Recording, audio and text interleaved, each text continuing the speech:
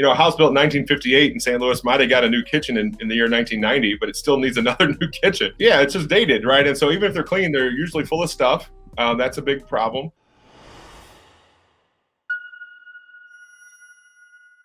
I think it's sometimes better that's got no real estate experience because they're learning the right way. When I got into the business, I'd never bought courses, I'd never read a book. I went full into coaching. Kevin's never read a book, ever. You know what I mean? Ever. Never.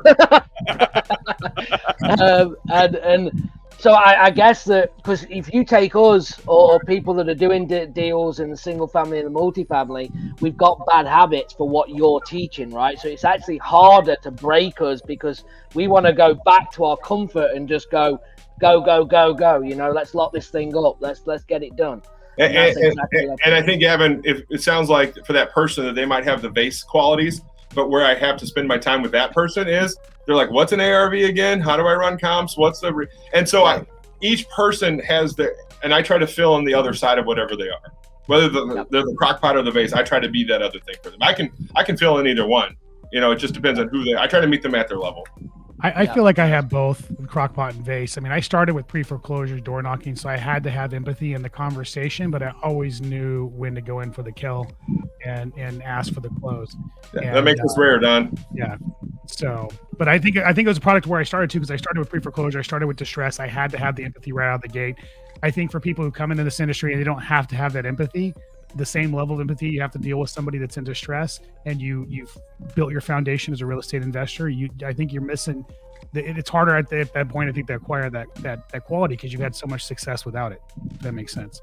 So it's a product of your personality. I think it's also a product of your entry into this industry as well. So a crockpot with no experience may be able to gain empathy going into this, understanding that this is the first conversations they're having, their first touch of real estate investing. I don't know. Maybe that doesn't make sense at all. Maybe it's just a personality trait, but I think something about your first experiences have something to do with it as well. Sure. Matt's got a great question. What type of condition are most of the houses in? Number 3, and my reasons why these are the best leads, these houses, even if they're clean, they're grandma clean. What does that mean? It's, a house built in 1958 in St. Louis might have got a new kitchen in the year 1990, but it still needs another new kitchen, right? And so, right. It's just dated, right? And so even if they're clean, they're usually full of stuff. That's a big problem. They're always out of date. And so it's a house that I can add value to. I just bought a house in St. Charles this week. It's the perfect house, the mid-century ranch that's clean, and you can tell they cared about it. They've owned it since new. They paid $12,000 for this house. That's unreal. It's unreal. And I love the time capsule houses. When did they buy it? Like in the 50s or 60s? Yeah, late 50s is when it was built. Wow. That's when they bought it. And they've lived there the whole time. And so, that's the perfect kind of house.